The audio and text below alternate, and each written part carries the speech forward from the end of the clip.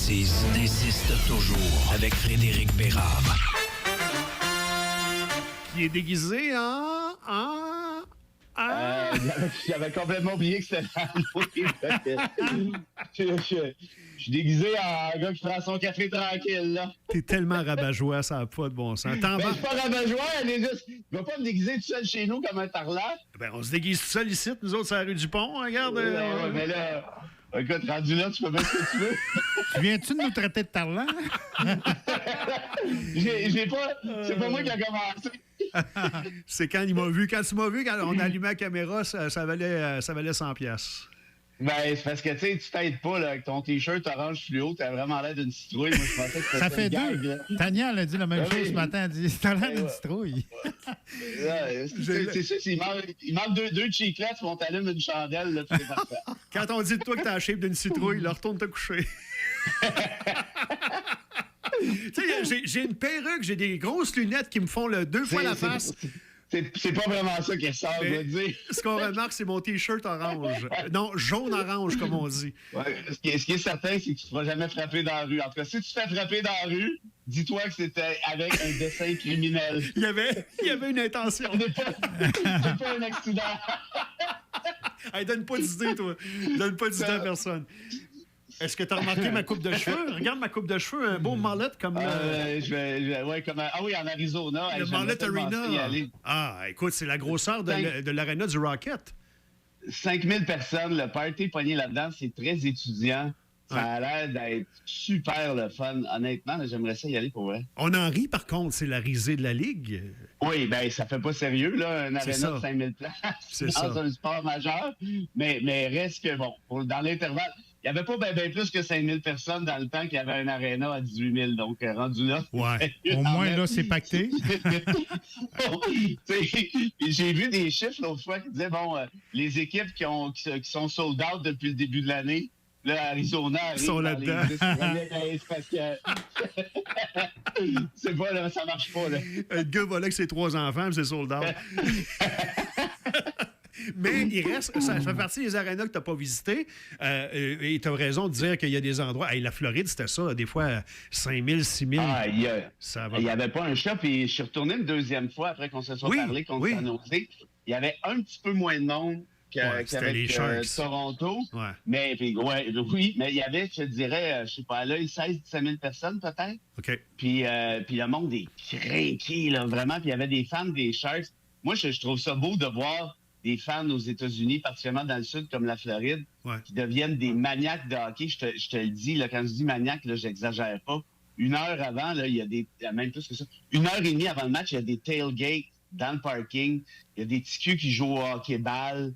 En tout cas, bref, si vous avez la chance d'aller là, allez-y, vous allez voir, là, c'est complètement sauté, en tout cas, depuis la Coupe Stanley. Ben, dans ton palmarès, as-tu vécu Boston et Chicago? Je suis allé à Boston, oui. Je suis allé à Chicago, mais voir les Bears. Je suis pas allé voir un match des Blackhawks. Ce que j'aimerais beaucoup faire, évidemment. Ça aurait été mais fun. Le problème les Bears, c'est parce que c'est juste à côté du lac Erie, si je me trompe pas. Ouais. Et puis, là, écoute, ils appellent ça la ville des vents, c'est pas pour rien. Là. Quand tu vas là, début décembre, là, je vais te dire une affaire, là, j'étais habillé en pingouin, puis c'était pas encore assez chaud. Je me suis gelé les gorlots pendant 3h30. J'ai regardé le tableau indicateur tantôt, j'avais juste hâte que ça finisse. J'ai bu du gros café goudronné. Bref, si vous allez à Chicago voir du football, soit vous vous habillez chaud, soit vous y allez, disons, mi-septembre. Ben, j'ai aimé l'image de habillé en pingouin. Je vais garder cette image-là en pensant à toi aujourd'hui, jour de l'Halloween. Le Canadien a fait belle figure à Vegas hier.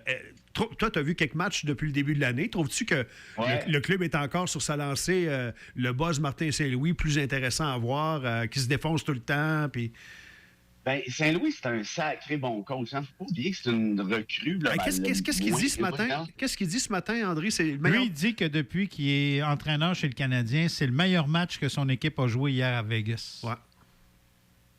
Écoute, je ne sais pas, j'ai pas encore la télé, c'est pas branché chez moi. J'ai rien vu, j'ai aucune idée, je pourrais pas dire. De toute façon, aussi Saint-Louis dit qu'il était pas mal mieux que nous autres. Oui. Mais non, mais écoute, c'est vraiment le fun parce qu'au Centre Bell, les gens savent que c'est pas l'équipe du siècle. Il y a plein de jeunes qui se développent. Ils ont droit à l'erreur, puis surtout, ils travaillent fort, ce qui fait en sorte que tout le monde, en tout cas, moi, les fois que je suis allé pas mal tout le temps ou à peu près, il y a vraiment une super énergie là, dans le Centre Bell. C'est vraiment sympathique. C'est vraiment le fun à voir. Sérieusement, puis c'est ironique parce que dans le temps du charme où l'équipe s'était rendue plus loin, les gens chialaient tout le temps. C'était négatif, c'était morose, c'était le bordel. C'est fou pareil. Non, mais tu sais, Saint-Louis, il y a vraiment... tu sais, c'est un Hall of Famer, ça change quelque chose, je pense, pour les joueurs. Il y a un respect. Tu sais, en même temps, Wayne Gretzky a été pourri comme coach. Non, mais il y a quand même un automatisme. Je comprends ce que tu veux dire, mais il y a un respect pour Martin Saint-Louis de la part des spectateurs, des fans. Ouais. Puis j'espère qu'il va être encore là quand le club va se mettre à gagner pour la peine. Puis tu sais quoi? C'est peut-être pas impossible, avec un petit miracle, que le Canadien fasse les séries de peine et de misère. Ça serait fou, hein? C'est pas un slam dunk, là, on s'entend, mais tu sais pas, là, tu sais, à force de travailler... Ben, en même temps, on est juste à la fin octobre. Oui, c'est ça. On va attendre qu'il y ait 41 matchs de jouer. Oui, mais à date, on n'est pas gêné de diffuser les matchs. Ça l'année passée. Le début de saison était merveilleux l'année passée. André, à date, on n'est pas gêné de diffuser les matchs. Non, c'est sûr. OK. Ceci étant dit, on va faire une pause, cher ami Pingouin. Ah oui, donc. Et on est de retour. Chez Saint-Hubert, le matin. La bêtise insiste toujours avec Frédéric Bérard. 8h moins 10, on est de retour. On trouve ça un petit peu plate, on vous le témoigne, que les gens changent de trottoir quand ils passent devant la station. Mais pour le reste, ça va bien. Pour le reste, ça va super bien. André qui porte une perruque une fois par année, qui chiale, qui entend rien avec sa perruque, c'est épouvantable. Ben, veut pas, tu sais, ça l'embarque ses oreilles, puis, tu sais, c'est quand même...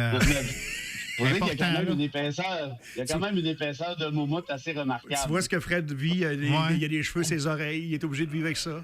Oui, c'est vrai. Mais lui, il est habitué. Oui, t'as oublié ce que c'était avoir des cheveux, ses oreilles. C'est ça qui arrive. Fred, aujourd'hui, entre en vigueur la loi sur l'interdiction de vendre des produits de vapotage avec une saveur pour faire diminuer, évidemment, le tabac, pas le tabagisme, en tout cas le vapotage chez les jeunes. Mais il y a une certaine forme de tabagisme parce qu'on met de la nicotine dans le produit.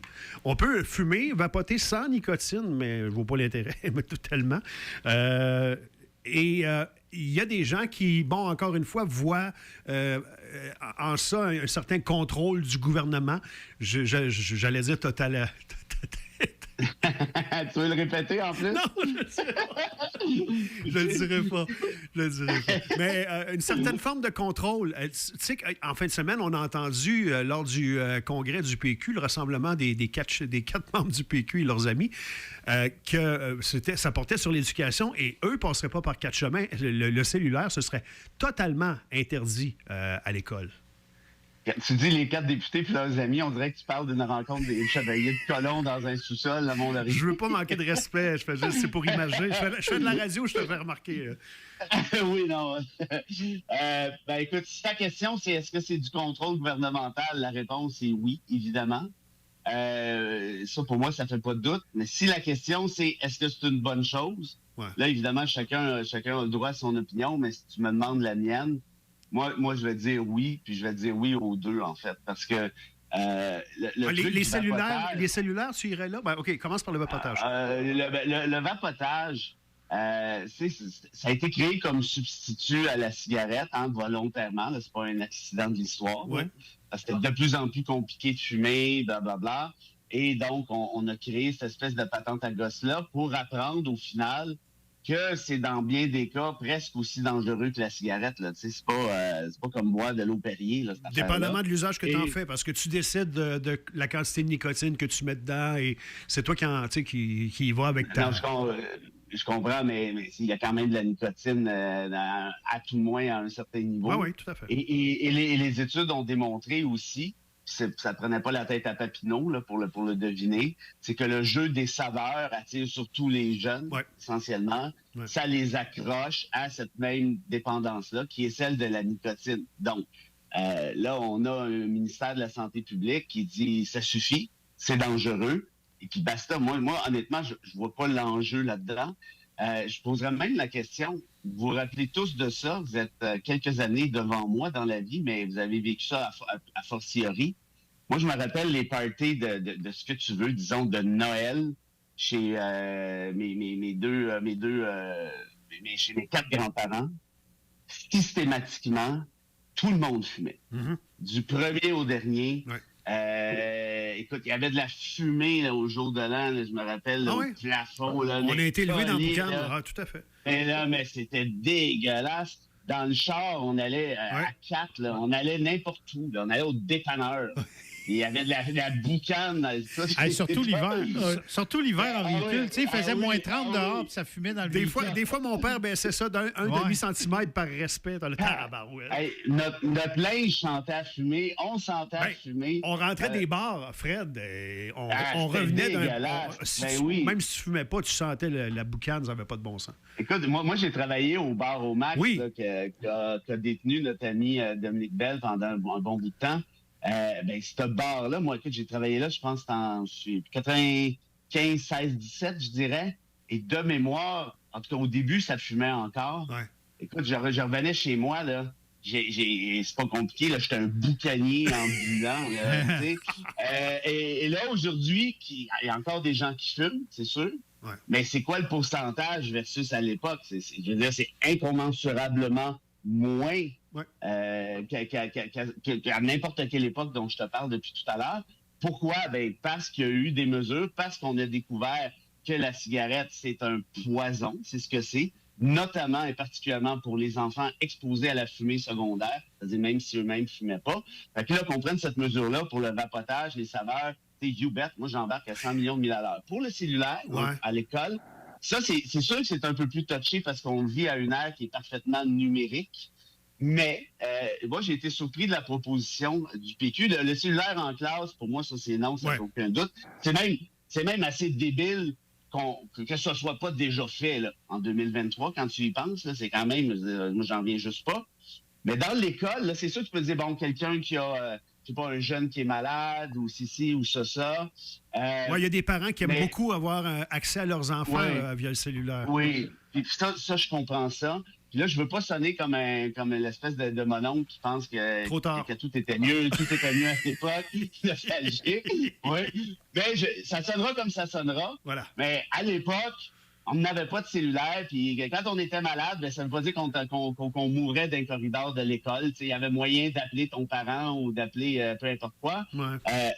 Fait que rendu là, c'est parce que le problème, c'est que la dépendance aux médias sociaux, parce que les cellulaires en classe et ailleurs, c'est pas pour texter ton père aux 5 minutes, là. Ouais. C'est pour regarder ton TikTok, ton TokTok, ton Facebook, ton Instagram, ton Twitter. Là, tu sonnes comme un vieux mononcle avec ton TokTok. Oui, je sonne comme un vieux mononcle. Et comme je te dis, je m'assume. Moi, je vois assez mal la corrélation entre une pédagogie et un usage excessif de ces médias sociaux. Il y a une dépendance. Nous sommes dépendants. Écoute, même dans les universités, des facs de droit, là, qui sont considérées comme des facs où c'est difficile, c'est contingenté de rentrer. C'est difficile de rentrer, c'est contingenté, tout le tralala. Mon chum Aléroy a publié des affaires.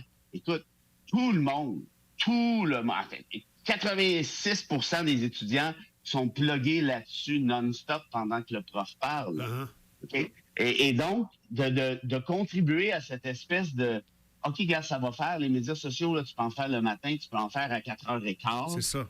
Mais à l'école, il n'y en aura pas. Puis ça va permettre une resocialisation qu'on n'a plus. Tu te promènes dans n'importe quel espace public. C'est vrai. Tout le monde est assis à quelque part ou à côté sur un mur, ils sont en train de pitonner pour regarder la photo de sushi qui a été publiée avant-hier. Des fois, 2 couples au restaurant, là, les 2 sont un en face de l'autre, puis ils sont sur le téléphone. Non, mais c'est fantastique de voir ça. Tu te dis, attends une minute, là. Donc, ces jeunes-là réapprennent la socialisation. Oui. Moi, honnêtement, là-dessus, j'ai appuyé le PQ à 100 000 à l'heure. Évidemment, c'est drastique en 2023. Ouais. C'est fort en café. Mais franchement, ça prend peut-être un électrochoc, voire un petit coup de pied au cul pour qu'on réalise que c'est parce que les médias sociaux, là, c'est pas la vraie vie. Hein. Ouais. Honnêtement, là, c'est un monde parallèle, un monde artificiel, pas à 100 %. Il y a du vrai là-dedans. Mais il y a beaucoup, beaucoup d'artificiels. Et particulièrement, et là, il faudrait voir les études psychologiques, psychiatriques qui doivent exister. Là, je ne les connais pas. Mais je serais prêt à parier que en fait, oui, j'ai déjà vu passer quelque chose là-dessus, que plusieurs jeunes qui en souffrent de ça. Hein. Tu te regardes sur les médias sociaux, puis il y a le jeu des comparaisons. Oui. Pourquoi elle est plus belle, a plus de linge, a plus de ci, plus de ça, gna gna gna gna. Tout à fait. Comme une espèce de... Bon, voilà. Fait que tout ça pour dire, go PQ go, en tout cas, au moins là-dessus. Au moins là-dessus. Hey, bon Halloween. On se retrouve demain. Salut, ma belle citrouille. Ah, fatigant. Salut.